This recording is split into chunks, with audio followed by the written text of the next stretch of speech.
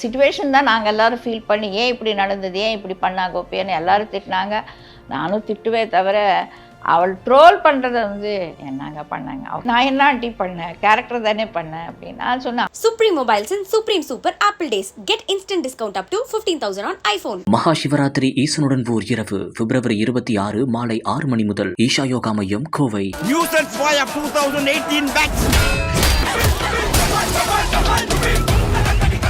ஈஸ்வரி என்னன்னா புள்ளைக்காக என்ன வேணாலும் பண்ணுவான், சாக சொன்னாலும் சத்துடுவா. அவள் சொல்லுவா அப்பப்போ டைலாக்ல, டே நீ இல்லைன்னா நான் சத்துடுவேன். அதனால நிறைய பேர் கோவம் வருது இருக்கு. நிறைய பேர் என்ன வெளியே திட்டினவங்க இருக்காங்க, எதுக்கு நீங்கள் பாக்யாவுக்கு அநியாயம் பண்ணுறீங்க, எப்போ பார்த்தா கோபி கோபி எவ்வளோ தப்பு பண்ணியிருக்கா, என்ன பண்ணியிருக்கா. நானே சொல்லுவேன், ஏம்மா உங்களுக்கு ஒரு பிள்ளை இருந்தால் நீங்கள் இப்படி பண்ண மாட்டீங்களா, ஏம்மா என்ன திட்டுறீங்க. ஏதாவது ஒரு கோபியை பார்த்தா நீங்க என்ன பண்ணுவீங்க? பட் அவனுக்கு ஒரு பிரச்சனை வந்தா எல்லாத்தோட அவன் தான் முக்கியம் அவளுக்கு, புரியுதா. இவனை வேண்டாம் கொல்லி வைக்க கூடாது ஒத்த காலம் நின்னாலா இல்லையா. சரி சரி அதுக்கே நேஹா அவங்களுடைய டான்ஸ் பயங்கரமா. நேஹா இல்ல இனியான்னு சொல்லுங்க. இனியா இது ஆட்டத்துக்கு வந்து ஃபர்ஸ்ட் பிரைஸ் அப்படின்னு ட்ரோல் பண்றவங்க இருக்காங்க. இதுக்கு உங்களுடைய பதில் என்ன? சிச்சுவேஷன் தான் நாங்கள் எல்லாரும் ஃபீல் பண்ணி ஏன் இப்படி நடந்தது, ஏன் இப்படி பண்ணா கோபின்னு எல்லாரும் திட்டினாங்க. நானும் திட்டுவே தவிர அவள் ட்ரோல் பண்ணுறதை வந்து என்னங்க பண்ணாங்க, நான் என்ன ஆண்டி பண்ணேன், கேரக்டர் தானே பண்ணேன் அப்படின்னு நான் சொன்னேன். ஆனால் இது ட்ரோல் பண்ணுறதுக்காக அவங்க எல்லாம் பார்க்குறாங்க பார்த்தீங்களா, அதுக்கு நாங்கள் ரொம்ப நன்றி சொல்லுவோம்.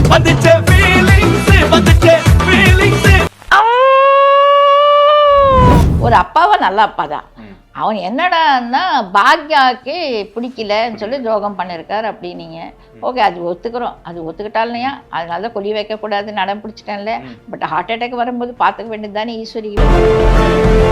ஈஸ்வரி எல்லா மருமகளும் வந்து பொசசிவ் ஆகிற, அதாவது கோவப்படுற ஒரு கேரக்டர். எல்லா மகன்களும் வந்து பிடிச்ச ஒரு தாய். இந்த மாதிரி 2 பரிமாணமும் இருக்கு. எப்படி வந்து வரவேற்புலாம் எப்படி இருக்கு? வெளியே போனால் அவங்க என்ன சொல்றாங்க? என்ன சொல்லுவாங்க, என்ன உங்களுக்கு உங்கள் பிள்ளை தவிர வேறு எதுவுமே இல்லையா உலகம் அப்படின்னு இருக்காங்க. என் ஃப்ரெண்ட்ஸ் கூட திட்டு, ஏண்டி உன் பிள்ளைக்காக என்ன வேணாலும் பண்ணுவியான்னு கேட்குறவங்க கூட இருக்காங்க. எனக்கு உண்மை அதுதான். அந்த ஈஸ்வரி என்னன்னா பிள்ளைக்காக என்ன வேணாலும் பண்ணுவான், சாக சொன்னாலும் சத்துடுவா. அவள் சொல்லுவா அப்பப்போ டைலாக்ல, டே நீ இல்லைன்னா நான் சத்துடுவேன்னு. ஆனால் அது டைலாகாக இருக்காது, அந்த கேரக்டர் அப்படி ஈஸ்வரி. அதனால நிறைய பேர் கோவம் வருது இருக்குது. நிறைய பேர் என்ன வெளியே திட்டினவங்க இருக்காங்க, எதுக்கு நீங்கள் பாக்யாவுக்கு அநியாயம் பண்ணுறீங்க, எப்போ பார்த்தா கோபி கோபி எவ்வளோ தப்பு பண்ணியிருக்கா, என்ன பண்ணியிருக்கா. அவன் அதெல்லாம் கண்டுக்காம நீங்கள் வந்து ஏன் பண்ணுறீங்கன்னு சொல்லும்போது நான் சொல்கிறேன், அங்கே ஈஸ்வரின்னு சொல்கிறது ஒரு தாய் தான். அவளுக்கு வேறு உலகமே இல்லை, புருஷன் வேற இறந்துட்டாரு. அவள் என்ன பண்ணாலும் கோபி பண்ணது தப்புன்னு தெரியும். பட் அட் ஏ டைம் வந்து நானே விட்டு கொடுத்தா, ஒரு தாயை விட்டு கொடுத்தா அவன் என்ன பண்ண போகிறான், ரோடுக்கு போய் இருக்க போகிறானா, அந்த மாதிரி கேரக்டர் அது. அதனால நீங்கள் சொன்ன மாதிரி 2 பக்கம் வாங்கியிருக்கேன், நல்லது வாங்கினேன். சில பசங்களை நீங்கள் சொன்ன மாதிரி அம்மா இப்படி இருக்கணும், அம்மா எங்களுக்கு ரொம்ப பிடிக்கணுவாங்க, சில பேர் திட்டுறவங்க இருக்காங்க. ஆனால் அது கேரக்டர் அவ்வளோதான். இப்போ நீங்கள் வெளியே போகும்போது இம்மா இது சீரியல் தான்மா, ஏமா இவ்வளோ சீரியஸாக எடுத்துக்கிறீங்க மாதிரி ஏதாவது இன்சிடென்ட் ஞாபகம் இருக்கா உங்களுக்கு? ஏதாவது நானே சொல்லுவேன், ஏம்மா உங்களுக்கு ஒரு பிள்ளை இருந்தால் நீங்கள் இப்படி பண்ண மாட்டீங்களா, ஏம்மா என்ன திட்டுறீங்க, நானும் நிறைய வாட்டி கேட்பேன். அப்படி ஏதாவது வந்திருக்கா? அப்படி உண்மையாக ஹார்ஷா ஏதாவது பிஹேவ் பண்ணியிருக்காங்களா? ஹார்ஷா இல்லை, கேட்பாங்க நேராக வந்துட்டு. சில பேர் நம்ம வெளியெல்லாம் ஷாப்பிங் போனாலும் அங்கே எங்கே போனாலும் கேட்பாங்க, ஏன் இப்படி பண்ணுறீங்க, ஏன் பாக்யா வந்து சப்போர்ட் பண்ண மாட்டேங்கிறீங்க. சப்போர்ட் பண்ணுறேன், பட் புள்ளைக்கு அப்புறம் தானே மருமகள். புள்ள வந்து ஒரு அம்மா வந்து 10 மாதம் சுமந்து பெத்தனதுன்னு சொல்கிறது சும்மா சின்ன விஷயம் இல்லை. ஏன்னா ஒரு தாயா நான் கூட சொல்லுவேன். ஆனால் அதுக்காக ராஜலக்ஷ்மி கண்மூடித்தனமா அப்படி பண்ணுவான்னு நான் சொல்லலை. பட் ஈஸ்வரி கேரக்டர் அப்படி. ஈஸ்வரிக்கு உலகமே அவங்க பிள்ளை.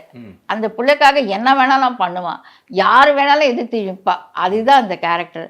மேபி அது சில பேருக்கு பிடிக்கல, ஆனால் யோசித்து பார்த்தா பிடிக்கும். நம்ம கூட இப்படி தானே பண்ணுவானே, அவங்க ஒரு செகண்ட் யோசிப்பா, ஆனால் யோசிக்க மாட்டேங்கிறாங்க. அந்த டைம் வரும்போது ஏன் ஈஸ்வரி இப்படி பேசுறாங்க கோவம் வருது. ஆனால் இப்போ கோபி வந்து பாக்கியா கூட சேர்த்து வைக்கணுங்கிறதுல மும்முரமாக வந்து அம்மா இறங்கியிருக்காங்கன்னு அப்படின்னு சொல்கிறாங்க. ஆனால் கடைசியில் என்ன பண்ண போகிறாங்க எங்களுக்கு தெரியாது, எங்கள் ரைட்டர் என்ன பண்ண போகிறாங்க என்ன. ஆனால் நிறைய பேர் என்ன சொல்கிறாங்கன்னா பாக்கியா சீரியல் அவ்வளோதான் முடிய போகிறதுன்னு தான் இருக்குது. ஆனால் எப்போ முடிப்பாங்கன்னு தெரியல. ஏன்னா நாங்கள் 5 வருஷமாக நடிச்சிட்டோம். அது வந்து ஒரு பெரிய டார்கெட் தான் அது பண்ணியிருக்கோம். அது முடியணும். எல்லாமே ஒரு முடிவு இருக்கும் இல்லைங்க. ஒரு ஆரம்பம் ஒன்று இருந்தால் கண்டிப்பாக முடிவு இருக்கும். ஆனால் எப்படி முடிப்பாங்க, எப்போ பண்ண போகிறாங்கன்னு எங்களுக்கே தெரியல. நீங்கள் உங்களை மாதிரி நிறைய பேர் என்னையும் கேட்குறாங்க, என்ன பாக்யலட்சுமி முடி போகிறதாமே. சில பேர் அப்படி ஆப்போசிட்டாக ரியாக்டாக, என்னங்க பாக்யலட்சுமி முடிச்சா இப்படிங்க, இப்போ தான் அவுட்டோருக்கு போனேன்னா அங்கே கேட்குறாங்க. அவங்கவுங்க விருப்பம், அவங்கவுங்களுக்கு இது. ஆனால் முடிவுன்னு இருக்கும் கண்டிப்பாக. முடிவு இல்லாமல் எப்படி, அது எப்போ முடிப்பாங்கன்னு சொல்லிட்டு கதையை போகிற போக்கில் தான் இருக்கு. தெரியும். அந்த இந்த பாகுபலி வந்து, அதாவது கட்டப்பா வந்து ஏன் கூட்டினாருங்கிற இப்போ பாக்கியா வந்து கல்யாணம் முடியுமா முடியாதா, திரும்பவும் சேருவாங்களா மாட்டாங்களா மாதிரி இருக்கு. நீங்க சொல்லுங்க, எங்களுக்கு உங்களுக்கு ஹிண்ட் தெரிஞ்சிருக்கும் நிறைய பேருக்கு. இல்லை சத்தியமா தெரியாது. ஏன்னா இந்த கதை வந்து ரைட்டர் அவங்க ஃபீல் பண்ணுவாங்க, சேனல் இது பண்ணுவாங்க, ஓகே பண்ணுவாங்க. அப்புறம் இருந்து எங்ககிட்ட வரும் கதை. நாங்களும் அப்பப்போ உங்களை மாதிரி எங்களுக்கு இருக்கும் இல்லையா, இந்த என்னாச்சு ஏதாவது பண்ண முடியும், யாருக்கு வேணாலும் தெரியும், பார்ப்போம் அடுத்த ஸ்டேஜில் நமக்கு என்ன கதை வருதுன்னு பார்ப்போம்னு சொல்லுவார் எங்கள் டைரக்டர். அது உண்மைதான், அவருக்கும் தெரியாது.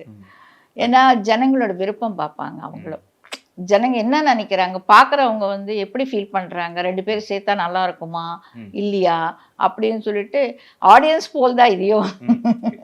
அண்ட் இப்போ பார்த்தீங்கன்னா நிறைய சீரியல் கிடைக்காத ஒரு வரம்னே சொல்லலாம். சோசியல் மீடியாலையும் இப்போ யங்ஸ்டரும் வந்து நிறைய பேர் ஆமாம் கண்டிப்பாக கவனிக்க ஆரம்பிக்கிறாங்க. நல்லா ரீசெண்டாக வந்து இந்த நேஹா அவங்களுடைய டான்ஸ் பயங்கரமா. நேஹா இல்லை இனியான்னு சொல்லுங்க. இனியா, ஓகே இனியா. அந்த குட்டி பாப்பா வந்து குட்டி பாப்பாவா இல்ல குட்டி பாப்பான்னு இல்லை, அவ எனக்கு என் கூட நடிக்கும் போது குட்டி பாப்பா தான் ஆரம்பிச்சிருக்கு. நாங்க 2 பேரும் பிள்ளை நிலையில இருந்து நடிச்சிருக்கோம் 2 பேர். இப்ப கொஞ்சம் பெரிய பாப்பா ஆயிடுச்சு, ஆனா இன்னும் மனசுல எல்லாருக்குமே குட்டி பாப்பா தான் இருக்கு. அண்ட் அவங்களுக்கு என்னதான் பிரச்சனை, இப்போ வந்து நிறைய பேர் சொல்றாங்க பிரைஸ் ஃபர்ஸ்ட் பிரைஸ் அந்த பிள்ளை கொடுங்கப்பா அப்படின்னு சொல்றாங்க. இன்னொன்று வந்து இது ஆட்டத்துக்கு வந்து ஃபர்ஸ்ட் பிரைஸ் அப்படின்னு ட்ரோல் பண்றவங்க இருக்காங்க. இதுக்கு உங்களுடைய பதில் என்ன? இது என்ன, அந்த பொண்ணு அந்த இதில் வந்து பெருசாக டான்ஸ் ஆடலை. பிகாஸ் அவளோட ப்ராப்ளம் அவளுக்கு இருக்குது, அந்த கேரக்டருக்கு நான் சொல்கிறேன். அதனால அவங்க ஃபர்ஸ்ட் பேஜ் கொடுக்கல, இதை பற்றி யாருமே கவலைப்படலை. அவளை அந்த சிச்சுவேஷன் தான் நாங்கள் எல்லோரும் ஃபீல் பண்ணி, ஏன் இப்படி நடந்தது, ஏன் இப்படி பண்ணா கோபின்னு எல்லோரும் திட்டினாங்க. நானும் திட்டுவே தவிர அவள் ட்ரோல் பண்ணுறத வந்து என்னங்க பண்ணாங்க. அவள் கேரக்டர் அவன் நடிச்சுட்டு போகிறான், அந்த பொண்ணுன்னு வச்சு ஏன் ட்ரோல் பண்ணணும்னு எங்களுக்கே புரியல. இப்போ ஈஸ்வரி கூட வச்சு பண்ணுவாங்க, என்னையும் திட்டுறவங்க இருக்காங்க. ஏன் வேறு வேலை இல்லையா, கோபி என்ன பண்ணாலும் உங்களுக்கு பெருசான்னு. நான் சொல்லு, இது என்னோட பர்சனல் இல்லை, நான் ராஜலக்ஷ்மி இல்லை, ஈஸ்வரி கேரக்டர் மேக்கப் போட்டுட்டு அந்த கேரக்டர் நடிக்கும் போது தான் ஈஸ்வரி. டைரக்டர் என்ன சொன்னாங்க இதா அப்படின்னு சொல்லும்போது அந்த பக்கம் தான் போகிறோம். அதே மாதிரி தெரியல நான் என்ன சொல்கிறது. ட்ரோல் பண்ணுறது வந்து எங்களுக்கு சத்தியமாக எங்களுக்கு கொஞ்சம் ரொம்ப ஃபீல் பண்ணிட்டோம் நாங்களும். என்ன அது கேட்டப்புறம் அவங்க எப்படி ஃபீல் பண்ணாங்க? ஏன்னா அவங்க ஏதோ நியூஸ் கார்டில் பார்த்தா அவங்க அம்மா வந்து அவர் ரொம்ப ஸ்ட்ரெஸ்ஸாக இருக்கா அந்த மாதிரி இருந்திருக்கலாம் வீட்டில் என்ன இதுன்னு. ஆனால் அவ்வளோ கொஞ்சம் ஃபீல் பண்ணேன். நான் என்ன ஆண்டி பண்ணேன், கேரக்டர் தானே பண்ணேன் அப்படின்னு நான் சொன்னேன். ஆமாம் எல்லாரும் நம்ம கேரக்டராக தான் நடிக்கிறோம், இது வந்து பர்சனலாக அவங்க எடுத்துக்கிட்டான்னா அவங்க நம்ம என்ன பண்ண முடியும், விடு இதெல்லாம் கண்டுக்காத விடு அப்படின்ட்டு. அவ்வளோதான் முடியும், எங்களால் முடிஞ்சது அவ்வளோதானே பண்ண முடியும். இப்போ ஒரு சீரியல் நடிச்சிட்டு இருக்கும்போது அது ஒரு சீன் வந்து இதே கொஞ்சம் ஓவராக இருக்குது, நம்ம இது நடித்தா அது வேறு மாதிரி போகும் அப்படிங்கிற சொல்கிற அத்தாரிட்டி இருக்கா ஒரு ஆக்ட்ரஸ்க்கு? அதார்ட்டின்னு சொல்ல முடியாது. ஏன்னா ரைட்டர் ஏதோ ஃபீல் பண்ணி எழுதுவாங்க. அப்புறம் வந்து நமக்கு ஏதாவது ஒரு டயலாகு கொஞ்சம் இதாக இருந்ததுன்னா நம்ம டிஸ்கஸ் பண்ணலாம், தப்பில்லை. ஆனால் அது வந்து கரெக்டாக இருக்குன்னு தோணிடுச்சுன்னா நாங்களும் பண்ணுறோம். இல்லைன்னா டைரக்டர்கிட்ட கேட்டுட்டு ஏதாவது கொஞ்சம் மாற்றுறதா இருந்ததுன்னா மாற்றுவோம், அவ்வளோதான். வேற என்ன பண்றது. ஆனா இது ட்ரோல் பண்றதுக்காக அவங்க எல்லாம் பாக்குறாங்க பாத்தீங்களா, அதுக்கு நாங்க ரொம்ப நன்றி சொல்லணும். கரெக்ட் தானே, அவங்க எல்லாம் பார்த்த அப்புறம் தானே இந்த ட்ரோல் பண்ண முடியுது. அப்போ கண்டிப்பா எங்க சீரியல் அவங்க எல்லாம் பாக்குறாங்க, அதுக்கு எல்லாருக்கும் ரொம்ப நன்றி. இப்போ ஊர்ல எல்லா மருமகளும் வந்து உங்களை வந்து கோச்சுக்கிறாங்க, ஏன் உங்க பையன் பேச்சு தான் கேக்குறீங்க அப்படின்னு கோச்சுக்கிறாங்கன்னு சொன்னீங்க. உங்க மருமகள் என்ன சொல்லுவாங்க? ஏன் மருமகள் சொல்ல மாட்டேன், ஏன்னா அவளுக்கு தெரியும் இது கதைன்னு. ஏன்னா நான் அவளுக்கு மருமகளை அத்தைன்னு சொல்ல மாட்டேன், என் மம்மின்னு தான் சொல்லுவேன். அம்மான்னு சொல்லுவான், என்ன மம்மி கூட இல்லை அம்மான்னு தான் சொல்லுவாள். அதனால அம்மா ஸ்தானத்துல தான் பாப்பா தவிர எனக்கு மருமகளாக பார்க்க மாட்டேன். தட்டு அதெல்லாம் நடிப்பேன் அவளுக்கே தெரியும், அதனால பெருசா ஒன்றும் இது பண்ண மாட்டேன். ஏன்னா எனக்கு பொண்ணுங்க இல்லை, அதனால என் மருமகளை வந்து நான் பொண்ணாக தான் பார்ப்பேன், அவளும் என் அம்மாவாக தான் பார்ப்பாங்க. அதனால எங்களுக்கு அந்த எங்க 2 பேருக்குள்ள அந்த இதெல்லாம் ஒன்றும் இல்லை. எதுவுமே இல்லை. நிறைய படங்கள், அதாவது நான் சொன்ன மாதிரி நிறைய ஹீரோக்கள் வந்து ஒரு பிரேக்கிங் பாயிண்டாக இருக்கிற மூவியில் வந்து நீங்கள் ஒரு அங்கமாக இருக்கீங்க. லக்கி சாம் தான் நீங்கள். அது மட்டும் இல்லாமல் ஆமாம் உண்மையாவே, ஏன்னா அவ்வளோ படத்தில் வந்து கரெக்டாக அந்த படத்தில் எப்படி ஹிட் ஆகுது, பயங்கர ஹிட் ஆகுது. அவங்க பிரேக்கிங் பாயிண்ட் அது கடவுள் கொடுத்த கிஃப்ட். நீங்கள் வேணா பின்னாடி திரும்பி பாருங்க, உங்கள் சினிமா வரலாற்றில் வந்து எப்படி ஆமாம் கரெக்டாக தானே நீங்கள் சொல்லுவீங்க. அன்னைக்கு காலையில நான் யோசிச்சு சொல்லக்கூடாது, நீங்க எல்லாம் சொல்லணும். நான் சொல்றது வந்து அது பெரிய மட்டும் இல்ல, விஷயம் நீங்க இல்லை. நடிச்ச சீரியல் வந்து பயங்கர சீரியல் hit வந்து கடவுள் புண்ணியத்துல உண்மையாவே நான் நடிச்ச சீரியல்ஸ் எல்லாமே நல்லா இருக்கு. ம். மேகலா அதுவும் first இன்னொன்னு serial வந்து lucky channel மேகலா. தெரியுமா? நீ உங்க கூட அடிச்சா எங்கேயாவது சினிமாக்கு போயிடுறாங்க எப்பனாலும். வாணி போச்சனா இருக்கட்டும், இப்போ அடுத்து விஜய் விஷால் வந்து அடுத்த கட்டத்துக்கு போக போறாங்க.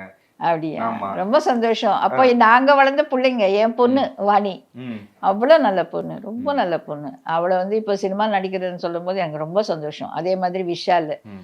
படா போடான்னு கூப்பிட்ற அளவுக்கு அந்த பையனை வந்து என் பிள்ளை மாதிரி எப்பவுமே சொல்லுவேன். என் 2வது பையன் அவன் ஒரே ஏஜ் தான். ம். அதனால எனக்கு என்னமோ அவனை பார்க்கும்போது என் சின்ன பையன் தான் நான் வருவான். இப்போ உங்களுக்கு இந்த விஜய் சார் வந்து ட்ரோல்லாம் நீங்க எப்படி பார்த்தீங்க? மேபி வந்து இந்த அவர் வந்து ஒரு ப்ளே பாய் அப்படி இப்படிலாம் வந்து நிறைய நான் பார்க்கலங்க. அதெல்லாம் எனக்கு பிக் பாஸே அந்த பார்க்கறது இல்ல. பிக் பாஸ் பார்க்கல. பார்க்கறது இல்ல. நான் சொன்னேனே, நான் பொதுவாகவே பார்க்க மாட்டேன்.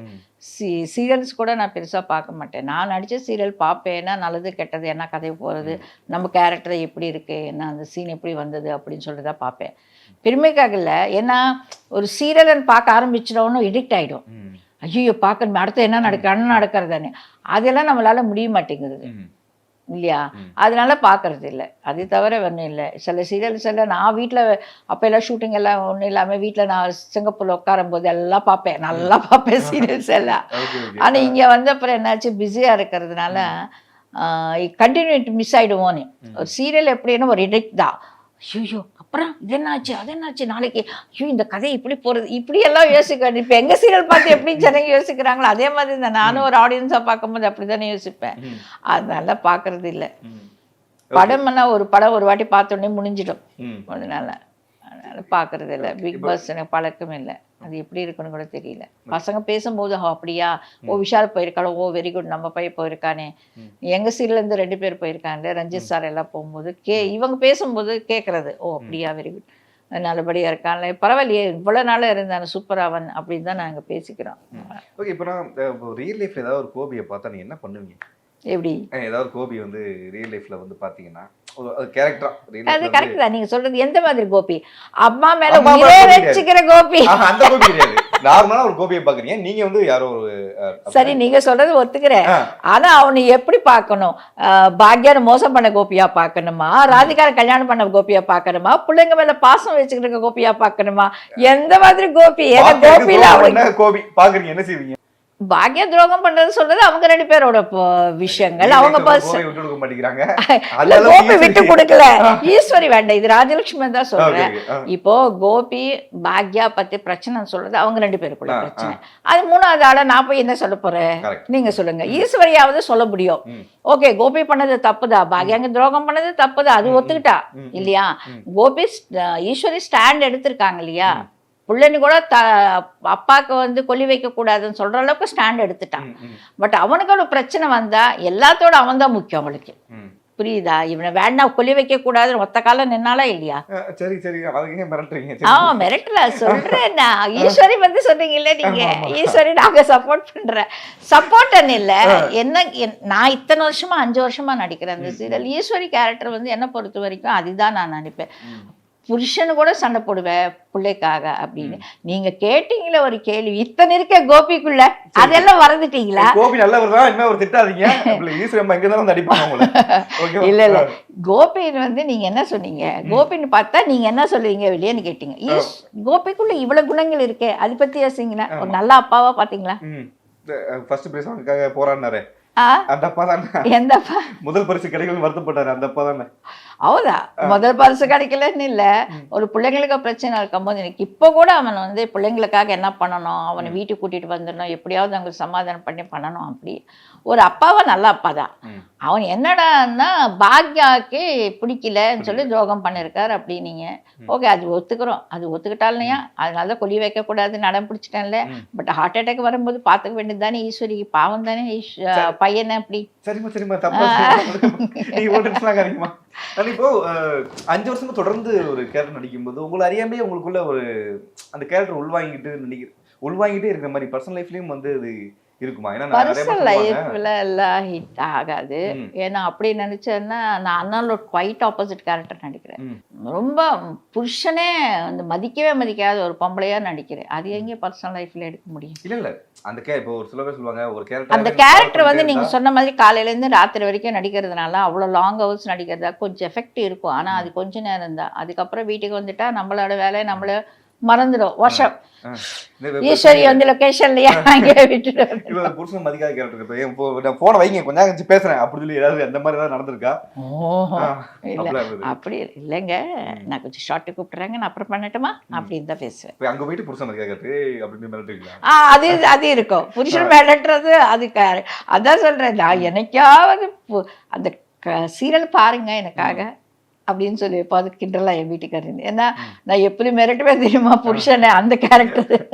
அந்த பாருங்க இந்த மாதிரி நான் நடந்துருவேன் அதனால ஒழுங்கா இருக்கு அந்த மாதிரி சொல்லுவீங்களா? அப்படியெல்லாம் வந்து சொல்லல. ராஜலட்சுமி கூட பண்ண முடியும் அப்படின்னு சொல்றேன்.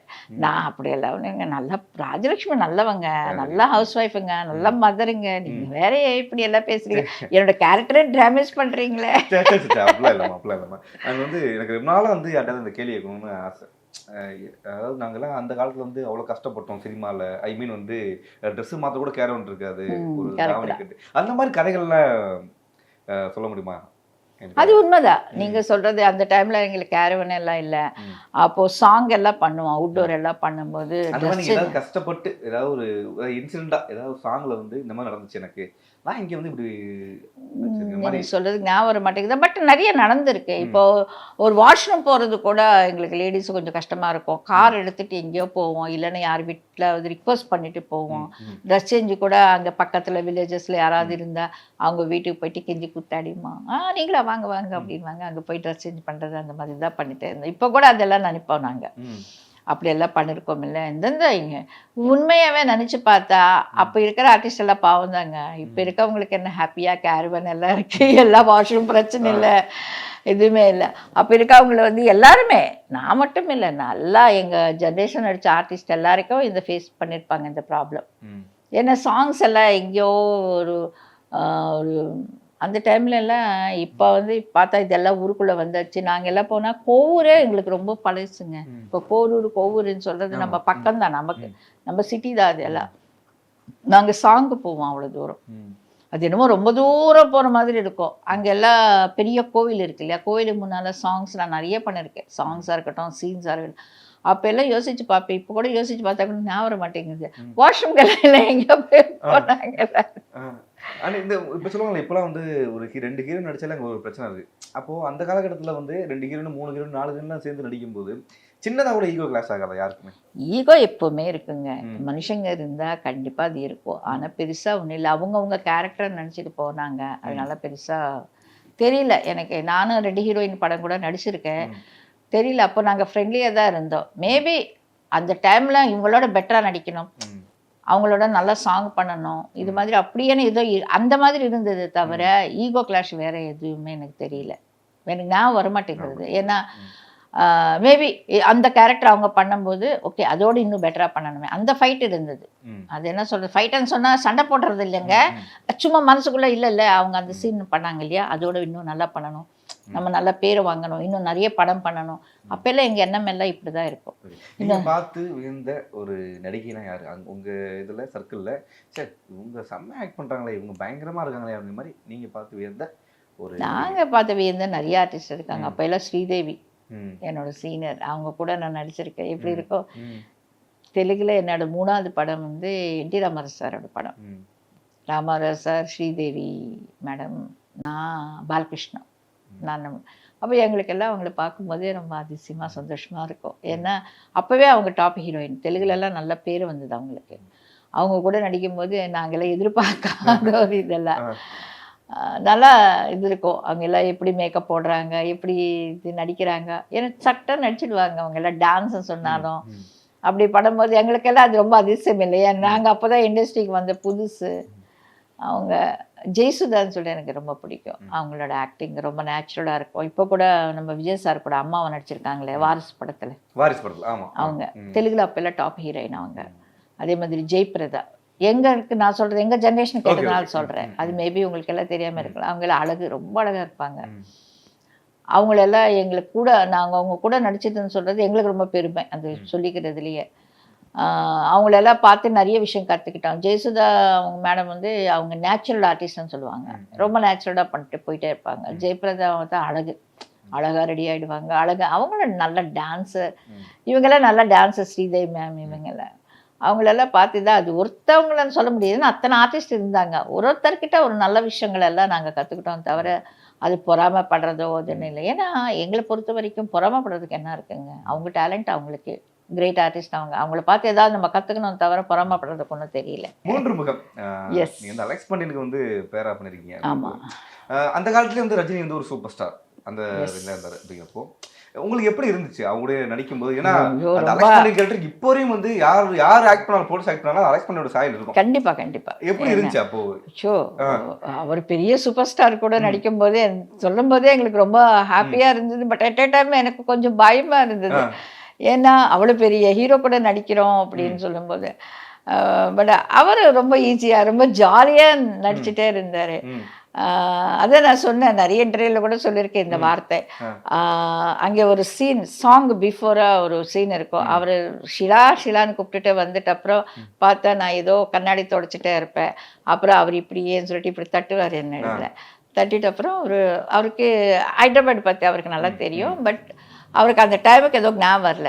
அம்மா ஹைதராபாத்தில் ஒரு மியூசியம் இருக்குல்ல, அது என்னம்மா பேருன்னு கேட்டார். சொன்னேன் சாலார்ஜிங் மியூசியம் சார். ஓகே நான் அவரோட டைலாக் சாலார்ஜிங் மியூசியமில் இருக்கிற பொம்மை மாதிரி இருக்கு அப்படின்னு அந்த டைலாக் இருக்கு படத்தில் நீங்கள் பார்த்தீங்கன்னா. அந்த சாலார்ஜிங் மியூசியம்னு சொல்றது ஹைதராபாத்தில் ரொம்ப ஃபேமஸான மியூசியம். அந்த மாதிரி அவரே அந்த ஓன் டைலாக்ஸ் எல்லாம் போட்டு எனக்கு அது பெருமை தான். ஏன்னா அந்த மாதிரி ஒரு அழகு வர்ணிச்சிட்டாரு. Supreme Mobiles and Supreme Super Apple Days. Get instant discount up to 15,000 on iPhone. மகா சிவராத்திரி ஈசனுடன் ஓர் இரவு பிப்ரவரி 26 மாலை 6 மணி முதல் ஈஷா யோகா மையம், கோவை. Nuisance Fire 2018 batch.